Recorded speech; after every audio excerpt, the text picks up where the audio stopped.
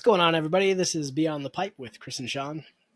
Today, we are going to be talking about pipe sub-brands and what they might mean, what types of pipes they typically are. Are they better or worse? Why do they get chosen to be a sub-brand? Like all sorts of stuff.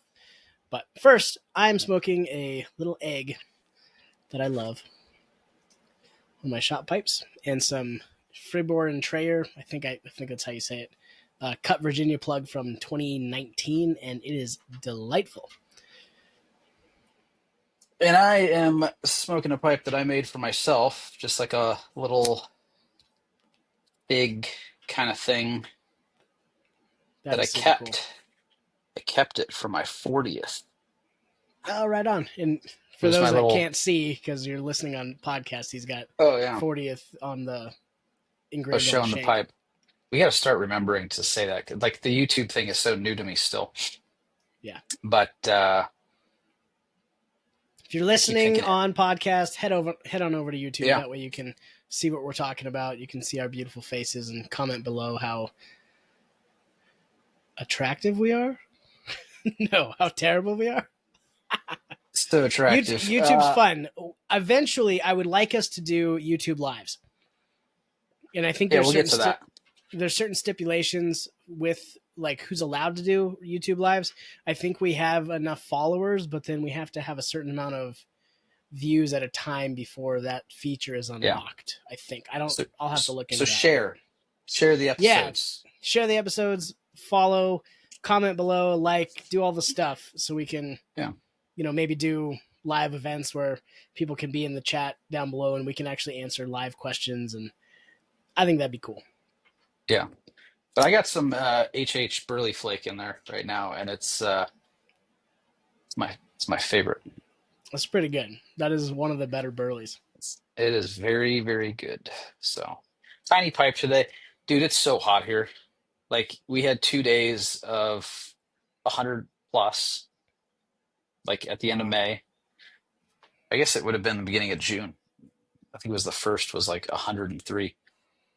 And now it's still pretty warm.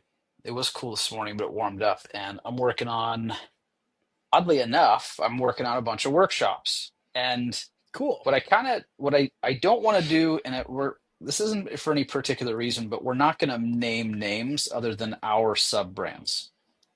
Like we could go out, we can compare it. I don't want to name other pipe brands just because like there's we don't have all the answers, right? There's Okay. all this We want stuff to like be educated. exactly. I mean, and some people like they're like, no, that's not a sub brand. That's like an actual brand. Like I had that argument with a guy. I'll do it one time. Uh, Dunhill and what is it, Parker? Yeah. And they were like, well, no, that's its own brand. That's not a sub brand of Dunhill. And I'm like, well, I don't want to go there. I'm not going to split hairs. Sean has a sub brand off of Ream Pipes that is Glacier Pipes. I have a sub brand off of Morgan Pipes that is Workshop Pipes or Morgan Workshop. And the reason we have these distinctions is that both of those brands used to be one, used to be under Workshop, like a blanket Workshop name. But we decided that it's kind of hard to do that. It's kind of hard to have two workers in the same brand that are in different parts of the country because then you got shipping involved, Yeah. It was you've a got logistical timing. nightmare. It's just a pain in the ass. And to be honest, at the end of the day, like it kind of held us back a little bit. So we decided to split it and kind of it became its own two respective um, brands. Yeah. Okay. So as far as like not talking about other sub brands because it might get people pissed because they're like that's not a sub brand. I don't care. Sorry. Today I was Yeah. smoking a Royal Danish Shape 19, which Shape Mhm. 19 was a Sixton Iverson designed shape for Stanwell, and Royal Danish is a sub brand of Stanwell. I guess maybe sub brand has the wrong Yeah, that's what I'm saying. meaning to it. It was another brand. It's identical. I have a Stanwell Shape 19 and a Royal Danish Shape 19. They're exact. They're the exact same pipes, which is awesome. So that's just kind of what we mean by sub brand is certain companies end up for various reasons, which we'll go into. they'll have a different branding on pipes, and Mhm. it it helps them reach a bigger market, which is There's exactly the different purpose. reasons for it Yeah, too. there's exactly the reason for Workshop and Glacier series is we wanted to reach a price point that was closer to higher end Yeah. factory pipes to be able to have everybody involved, more people Yeah. involved. So, Yeah. I mean, it's, I guess a comparison that we could sort of show is like Rolex and Tudor, right? yeah, Would that be a good comparison? pretty close. I mean, there's so many similarities between the two. They're both owned by the same place. I don't know if they're made in the same place or not, but it's a sub brand. All right. Bad So, analogy then, well, basically probably. though, like let's say you're going to have a Rolex Datejust or something, and it's like 12 grand, which is crazy. And then you might have the Tudor version of that for half that. Now, Yeah. those are just crazy high numbers, but like okay, let's go back to Stanwell really quick. Like, they're both still factory pipes. So that's a difference here between the Workshops Yeah. and Glaciers versus us being handmade guys, like high grade guys. But, um, That's why I didn't want to name names because it gets a little too, it gets close to the carvers, so to speak. well, yeah. But as far as like with Stanwell and Royal Danish, like it's a different price point back in the day. Yeah. They came off the same factory line, probably had roughly the same stems, maybe different finishing, but just labeled differently. Yeah. So with Workshop pipes, how many years has it been now since Workshop? 3? 2? Oh, wow. I think it's Yeah, I been 2. think. So Has it I been two? just, well, This yeah, microphone is driving me nuts, dude. well, Get out of my it's face. fine to me. I can still hear you. So anyway, I think it's Messing been up my about two smoking hand. years. It's been 2 years since Workshop was launched. Now, Workshop was Chris and I wanted to collaborate on something together, pipe wise, and it didn't really Yeah. make sense to collaborate on like him and I both working on the same pipe because logistically, like he's in California, I'm in Montana. We're not shipping pipes back and forth to do different things on the job. But we thought, what if we made batches of pipes so it made sense to ship them? Hmm. And one of us would do the stems, one of us would do shaping, one of us would do finishing, however we wanted to break it down per batch. And it was fun.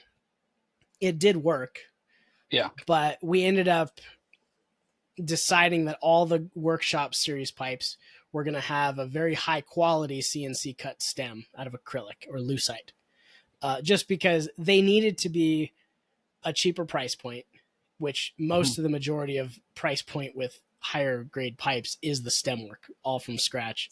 Yeah. Superior engineering for sure. So we were able to use the same stems and then make the bowls, some in my shop, some in his shop. They'd get finished in my shop, finished in Chris's shop, and then it ended up that Chris had the only stamp. So everything I made Yeah. had to get shipped to him anyway. And then he Yeah. would stamp everything. And it was just a logistical nightmare. So we were like, you And know then I what? would list it. Then I would list it and sell it because at the time I had the only web Yeah. shop. Oh, yeah, that's true. So it was just a pain in the ass. And it's just easier this way. Like, I'd love to see more of what Sean and I are doing, like among other makers. And I think for the most part, there's like the educational side to it is pretty healthy. Like people are pretty collaborative. People, makers get along and they have a good time and all of that. But I feel like that's not the way it always was. Like Yeah. it's different now. It feels different now. I think there was like this collaborative effort, but then there was still like a lot of tension and it was, whatever. I don't want to get into that subject, but I definitely want to talk about like what these lines are for. And I'll kind of go from my own perspective. Like, um, so when I produce a handmade pipe, I'm going from block briar with a rod of ebonite, and it used to be Delrin tenons. Now I'm doing integral tenons just because it feels higher quality to me. But uh, in doing so, you're incurring a lot of time making that stem. I mean, in a lot of cases, and we've said before, that stem will take as much time as the pipe does, and sometimes more. Yeah. Um, so let's just say you have 3 hours into the pipe, you know, that's another 3 hours of stem, and then you have to find a way to monetize that. Now, what if you were to remove that and just say, hey, what if you just want a pipe from me, but I'm going to use these, nice acrylic stems. It's just stock removal and it's a material change. That's it. It's not like these things are like pumped out by the thousands and there's no effort that I have to put into it. It's going to be still shaped. It's still going to be sanded. You still have to knock the edges off. You still have to make it fit and be comfortable. You still have to meet your bite zone, get it down. It's acrylic, so like get it down to like 4.5 Still mil. put Delrin tenons in it. Still put Delrin tenons in it. You still have to do all the proper engineering techniques on it, like you would a hand cut ebonite stem, but it like shaves off just a little bit of time. It's a little easier to work with, and it's acrylic, so it's a little easier to buff. Yeah. That's The the cost finishing benefit. process of that is faster. It's fast. It's much, I mean, I don't want to say it's much faster. I would say it's like half the time on the finishing side. And in doing so, we're able to create more product. You're able to save like $150 or $200 in some cases. Yeah. The stems are also a little cheaper than the amount of ebonite that we would be purchasing. Not by much, but a little cheaper. It's more of a time basis Yeah. savings. So, um, by buying a workshop or a glacier, you're still getting my engineering, you're still getting Sean's engineering, you're still getting something made in house. Um, at the time, Sean and I were using it as just kind of like a place to play around, like new finishes. I was doing the carved finish, which that's phased out. I'm not doing that anymore. It's too expensive, takes way too much time. Yeah. Uh, Lot of but stress on your hands too. it's a lot of stress on your hands. Like my hands were pretty pretty irritated after doing the first batch. So if you live, you learn. But essentially, that's why we're doing it. Like other brands, they may have a different brand because that brand plays better in a certain market, like a social sort of change. So like you might have a company, and I'm not even talking about pipes anymore. You might have a company that makes pens, and it might be a really good pen brand in the US, and they might say, oh, well, this brand isn't playing very well in like Switzerland. So we're going to come out with another adjacent brand that basically does the same thing, that has the same, like a different name, but all the same kind of stuff, and it may play better over there, just for social reasons, Just because of marketing. just because of marketing. So there's different reasons people do that. We're not really talking about all those things today, but we're mainly talking about pipe sub brands and essentially how it is the lowest bar for entry into a handmade pipe. Yeah. Yeah. I mean, it's not really, we're not making our version of a factory pipe. You're still getting a handmade product. Yeah. You're still getting the thought of everything that goes into that pipe from the maker that you like to buy from, which we appreciate. But it's not that these are as good as our high grade stuff, which obviously, but you're still getting a really good product. And I think, like you said, I think having collaborations like that between more makers would be cool. Oh yeah.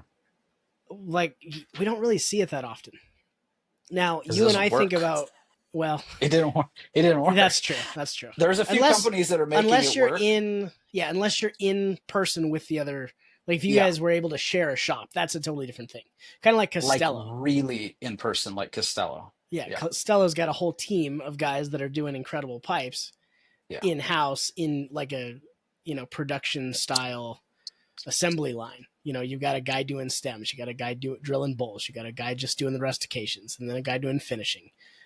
Mhm. We weren't able to do it that way, which is No. why I branched off and did Glacier by Sean Ream, and that's something I live next to Glacier National Park, so I've wanted that to be a brand for a while. So I'm pretty stoked about that. Yeah. but I don't know you what more to you say still about it. get, yeah, I don't know either. I mean, you get a cool pipe. Um, Originally it was so you and I could experiment with finishes, and that can still happen. That's not gonna Yeah. end. Like you said, you're not doing your carving as much. But I brought back my chip blast finish, which I've Yeah. been doing my chip blast finish for 12 years, basically, since I started. I came up with a rustication that looked like something different, and gosh, I did those for 7 or 8 years solid.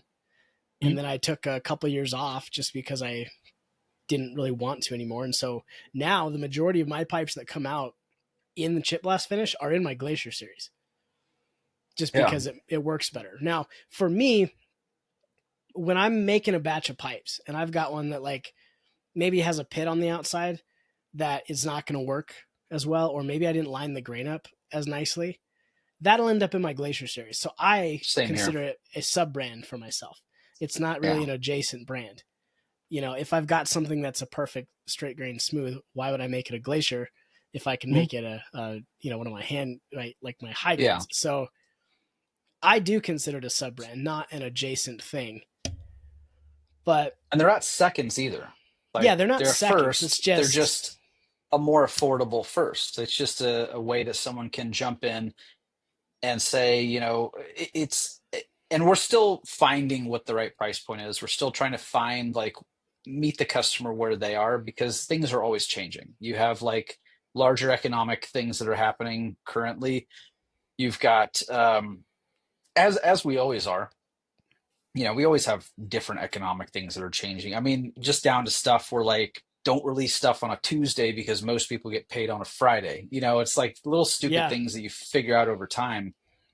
Uh, but it's not just that. There's shape trends Mm-hmm. that happen. They're a little more nuanced compared to how they used to be. But there's shape trends where people are like, "Oh, I really want pokers, or I really want like a devil's ant, or devil ants, or I want to, I don't know, cutties." One that hit me recently was, you can actually see them. Hopefully, they're not still on the site by the time people listen to this, but there was like a few guys that were like, "Oh man, I wish you made ultralight pipes." I was like, "Okay." So I made some ultralight pipes with stick stems, which are like the more narrow stems, and I call them that. I don't know if that's what they're called or anyone else calls them that, but I call them stick stems. And uh, I had some on. I still have one on the site right now that's like half an ounce, which is like far and That's away the wild. lightest. It's like the lightest fucking pipe you could get. Like you can't get lighter and still have it be a durable functional pipe than a half an ounce. That's crazy light, Yeah, with full size right? internals. Yeah, it's got full size internals, but like I trust me, I've made like a lot of really lightweight pipes. And I want to say the lightest pipe I ever did was like maybe it was an ant's, but it was like 3 inches long. You know what I mean? And that's a half an ounce. Yeah, Like it's it's crazy. crazy. That's like this. It's a glass floor. Like you can't get lighter than that. Now I'm sure someone out there is like, "Oh, I did point 0.4. Cool, great, awesome." You know, but like with a 1/4 inch thick wall or like a little under that, like something that's going to be durable forever, it is really hard to get past that half ounce spot. Yeah, I consider ultralights with what I do to be less than an ounce, or an ounce or less. I would say an And ounce or less. Yeah. yeah, and then most of my what I would just consider light pipes are 1.3 ounces, maybe Mhm. 1.5.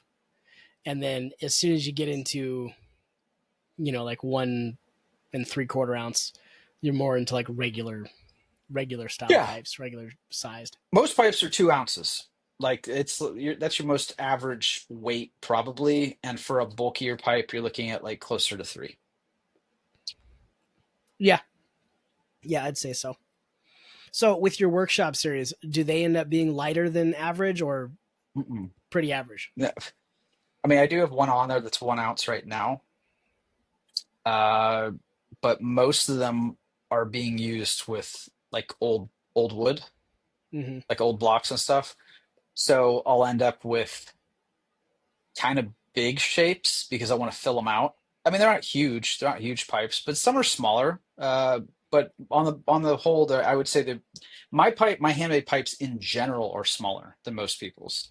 Like Yeah. I tend to go either really small, like this kind of stuff, really light. I mean, this isn't that small, but this is See, pretty and to small. me, that seems like an average pipe right there. Really? Yeah, I mean, I Oh, make pretty small pipes too, but not. there's like I I would don't know. say that's closer to an average size pipe. Yeah. Now, there's a difference in average for a factory and average for a handmade, though, because That's true. most factory shapes, you're looking at a pipe that's at least 6 to 6.5 inches long, maybe almost 7 on some, and that's not really typical for a lot of high grade I did makers. a 12-ounce pipe a couple years ago, last year. 12 ounce or inch? 12-ounce pipe. Oh wow. That was that big pot that I did. That was 12 ounces. Oh, the one that was like the size of your freaking arm. Hmm. Yeah, that was cool. There's a market But for that low. There's certain people who don't care about a really heavy pipe. I personally do, yeah, but that's just because I almost exclusively clench a pipe.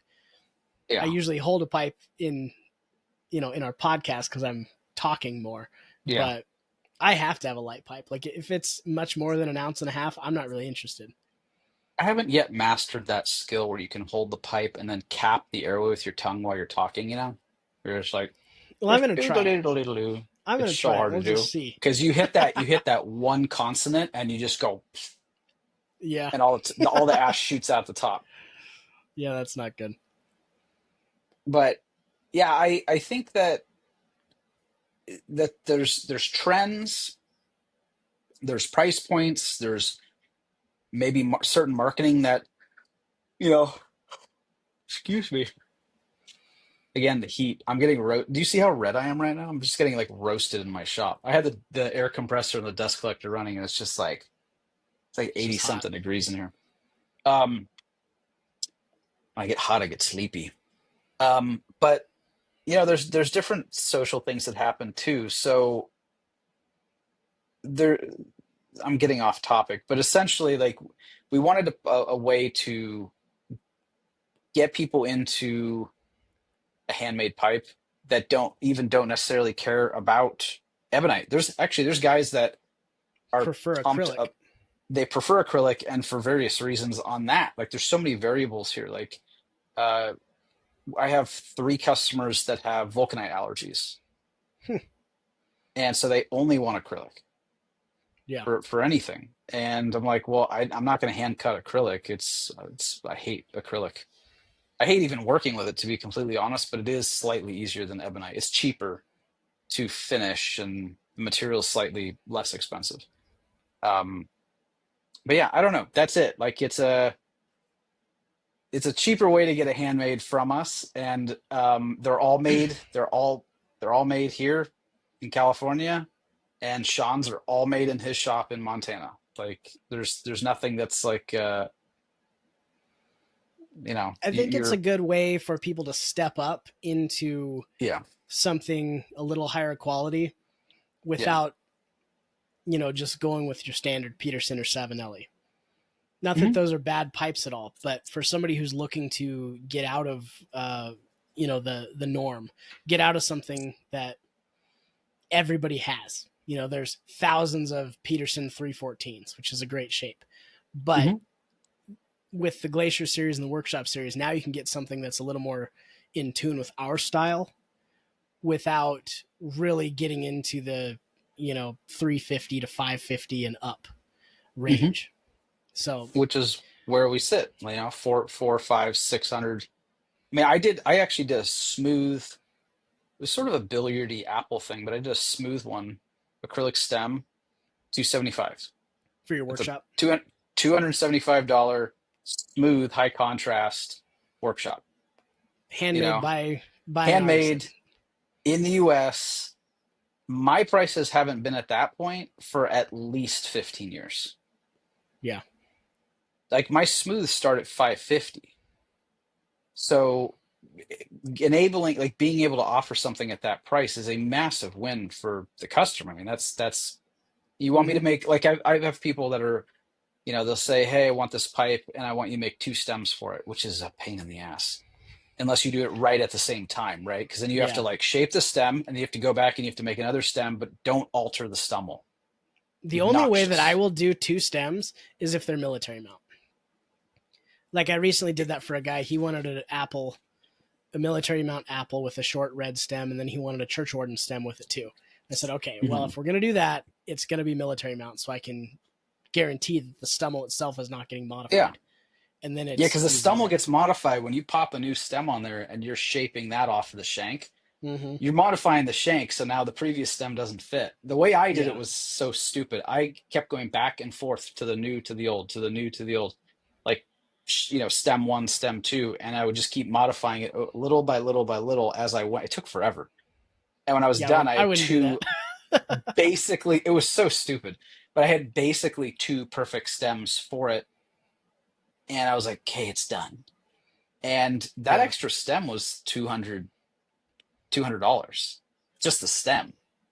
Yeah. So, that's just what it costs. You have a pipe that's $400, 200 that's going to be in the stem. Yeah, pretty much. So So, I like my Glacier series because it allows me to have a different workflow. Like yeah, that too. I'm very methodical with everything I do with pipe making, and I get into a groove of doing things a certain way. It's all muscle memory at this point. But Hmm.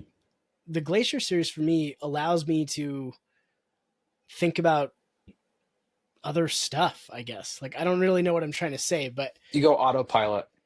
yeah, like when I'm putting Delrin in tenons, or when I'm putting Delrin tenons in acrylic stems, I just pop on a movie and do like 2 dozen of them in an evening.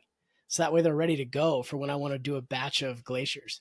And I'm able to Hmm. work in batches on pipes with glaciers because there's a little less thought. Yeah. Like there's not as much intense thought on one design of one pipe. It Yeah. allows me to just, I guess, have a mental vacation while I'm making them, but still enjoy doing what I do because I love Well, pipe. I love making pipes. that's the difference though. Like they're not including as much creativity. Like at least for me, workshop pipes are less stylistic, or like they're more classic, just that it can bang out a classic, done, no creativity, just this is a nice pipe, but it's not like my flair. And then sometimes I'll take a pipe that, like you mentioned before, that should have been a handmade. Maybe it's got like a weird pit. On the most recent one, there's a Dublin on the site that's got, or we'll see what happens when this comes out, that had like I wanted it to have this really flared out conical chamber. And my taper bit goes from 21 mil down to 0. It's a perfect Dublin taper. I loved that bit, but I wanted it wider at the top. I wanted it to be like 24, So Hmm. I basically just took a knife and I just chamfered it out, Carved it out. and it changed the shape of it a little bit. It's not like a big deal. You're going to smoke it. Who cares? It's never going to do anything different. It's just not perfectly concentric, or what's the Circular. word? Yeah, it's a asymmetrical chamber a little bit.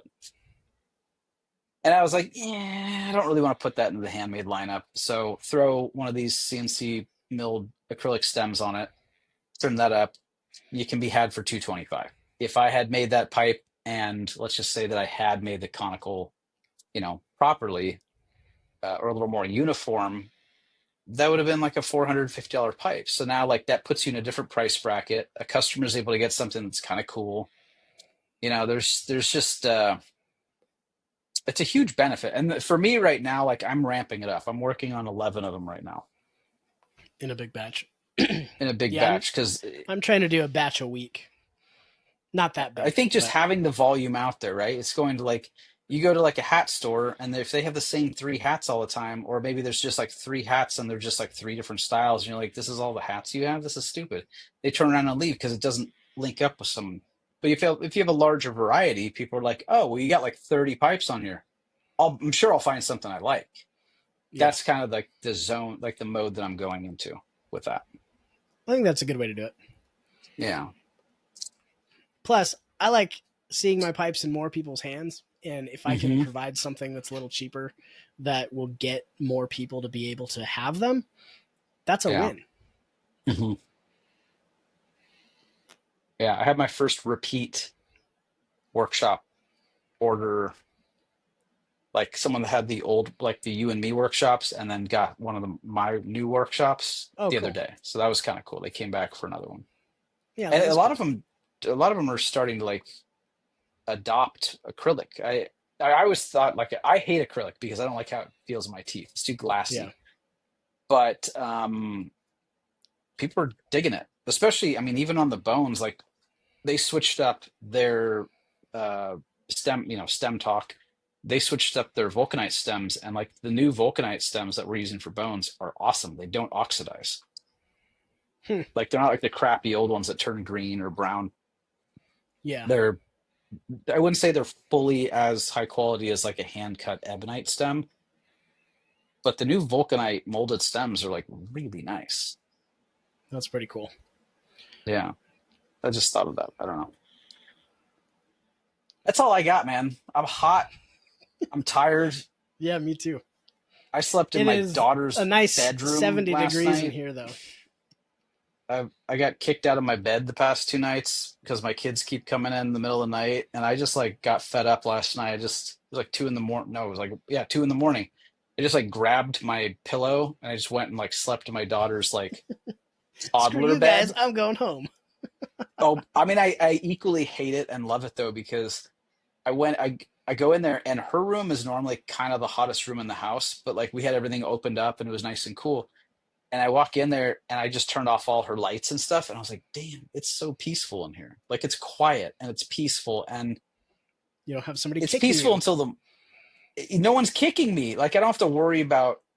I'm very much one of these people that's kind of like the sleep divorce type people. I don't know if this is like a new term apparently, but it's essentially bringing back a thing that was like in the 50s, right? You know, what I Love Lucy, they showed the first like I think it was I Love Lucy where they showed the first like single like king size bed or a double where they both slept, or maybe it was Leave It to Beaver. I forget which show it was, but it was back in Huh. the day, and it was like the first show because previously all TV shows was like the man had a bed and the woman had a bed, and in some cases they had their own rooms Hmm. where they slept, right? So they would, and I'm just like, that sounds awesome. That's because I'm a don't touch me person when I'm sleeping. Don't touch me. I like it pitch black. I want it like I want it like totally dark, completely dark. I want to stub my toe on stuff when I get up to pee in the middle of the night. You know what I mean? And then on You top of can't that, see. I, I'm a psycho about it. In fact, my wife hates this because I go through and I'll put like electrical tape, little like I've gotten really good with the shapes of them so you can't they're not noticeable, but I've covered all the LEDs in the room. So like on the TV, there's that stupid red light Oh, that's yeah. there. I cover that. I have a router box in my room, which unfortunately I can't shut off because then my security system goes dead. I would love to just unplug the Wi-Fi at night, but I can't because then none of my cameras work and all that. So do all that, boop boop boop, plug all the spots, no lights, and I want it cold. My wife is the opposite. She wants it warm all the time.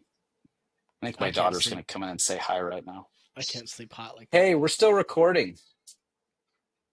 I'll be out in a minute. Okay, bye. We could leave that in. I don't really care. That's all good. They I just think got that's about back it for from now, anyway. the park. That's all I got, man. Cool. I'm hoping third time's a charm. I get to sleep in my own bed quietly with. Oh, I didn't go into the sleep divorce thing, so it's coming back. Apparently, I got Hmm. distracted. This whole sleep divorce thing, and I want to hear what people's thoughts are on this. This is going to be your homework for the next episode. Comment below, send an email. I want to hear people's opinions on this because I presented it to my wife. Not that we have extra space for it in my house, but I was like, what would happen if, you know, You had your own jokingly, sleeping room? yes, like if you had your own sleeping room. I don't need my own bed. I think that's dumb. It's better to just have one bed.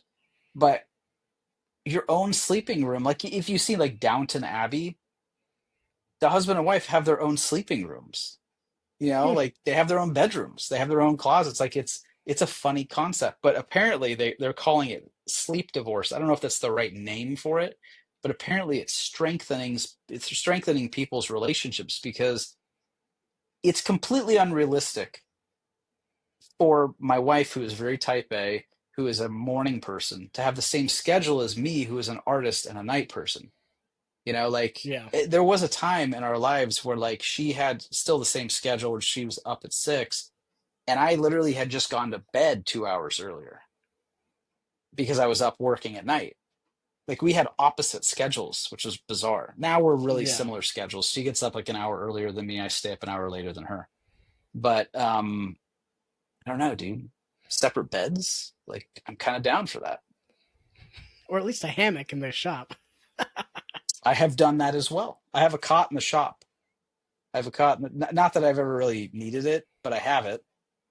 Um, and I did actually used to sleep in a hammock in my other place. Like when I was, I don't know, maybe 20 years ago, I had a hammock in the room. Like I had bolts that I put up for a sleeping hammock. They have special hammocks for sleeping. They're like cotton netting kind of. Yeah. And That'd be pretty cool. it's kind of legit. I gotta be honest, sleeping in the hammock's pretty cool. I like it. You gotta sleep kind of diagonal though. Yeah, All you right. gotta do the diagonal Anyway, thing. everybody, comment below if you have a workshop or glacier pipe. Comment if you plan to get one soon, or if you sleep in a hammock. All right. We That's will all we talk to you got. later. Sorry, crap episode, guys. Nah, Later. this is good. Later.